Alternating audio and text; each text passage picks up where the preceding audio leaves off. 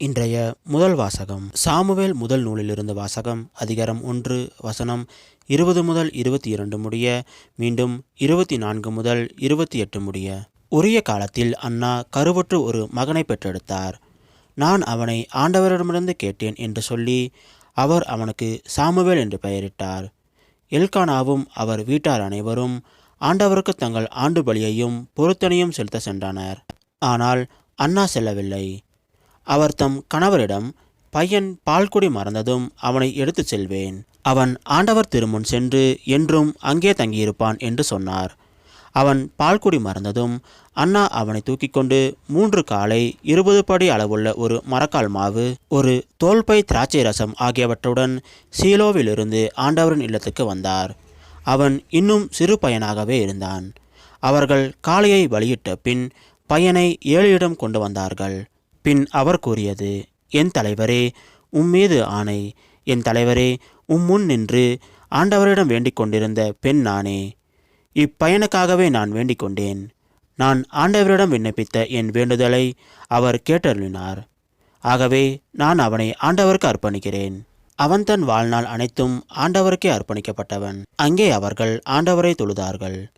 இது ஆண்டவர் வழங்கும் அருள்வாக்கு. இறைவா, உமக்கு நன்றி.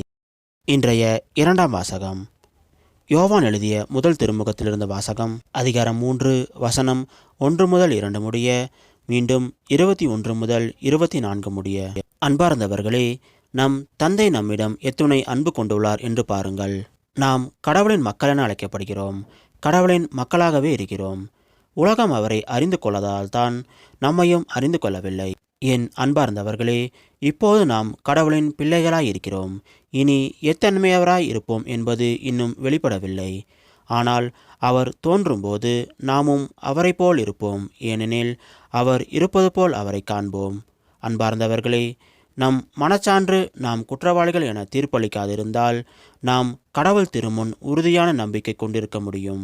அவரிடம் நாம் எதை கேட்டாலும் பெற்றுக்கொள்வோம், ஏனெனில் அவர் கட்டளைகளை கடைபிடிக்கிறோம். அவர் திருமுன் அவருக்கு உகந்தவற்றையே செய்து வருகிறோம்.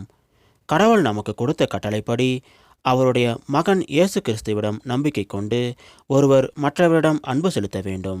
இதுவே அவரது கட்டளை. கடவுளுடைய கட்டளைகளை கடைபிடிப்பவர் அவரோடு இணைந்திருக்கிறார். கடவுளும் அவரோடு இணைந்திருக்கிறார். கடவுள் நம்மோடு இணைந்திருக்கிறார் என்பதை அவர் நமக்கு அருளிய தூய ஆவியால் அறிந்து கொள்கிறோம். இது ஆண்டவர் வழங்கும் அருள்வாக்கு. இறைவா, உமக்கு நன்றி.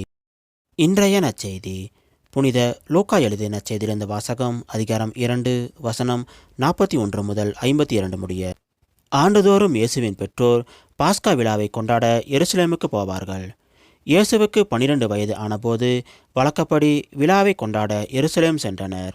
விழா நாட்கள் முடிந்து அவர்கள் திரும்பிய போது சிறுவன் இயேசு எருசலேமில் தங்கிவிட்டார்.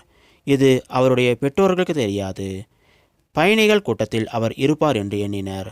ஒரு நாள் பயணம் முடிந்த பின்பு உறவினரிடையேயும் அறிமுகமானவர் இடையேயும் அவரை தேடினர். அவரை காணாததால் அவரை தேடிக்கொண்டு எருசலேமுக்கு திரும்பி சென்றார்கள். 3 நாட்களுக்கு பின் அவரை கோவிலில் கண்டார்கள்.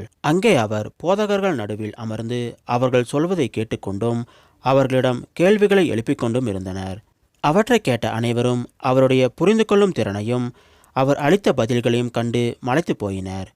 அவருடைய பெற்றோரும் அவரை கண்டு வியப்பில் ஆழ்ந்தனர். அப்பொழுது அவருடைய தாய் அவரை நோக்கி, மகனே, ஏன் இப்படி செய்தாய்? இதோ பார், உன் தந்தையும் நானும் உன்னை மிகுந்த கவலையோடு தேடிக்கொண்டிருந்தோமே என்றார். நீங்கள் ஏன் என்னை தேடினீர்கள்?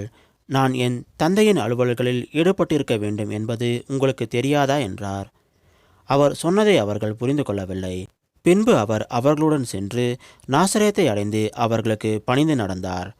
அவருடைய தாய் இந்நிகழ்ச்சியெல்லாம் தமது உள்ளத்தில் பதிந்து வைத்திருந்தார். இயேசு ஞானத்திலும் உடல் வளர்ச்சியிலும் மிகுந்து கடவுளுக்கும் மனிதருக்கும் உகந்தவராய் வாழ்ந்து வந்தார்.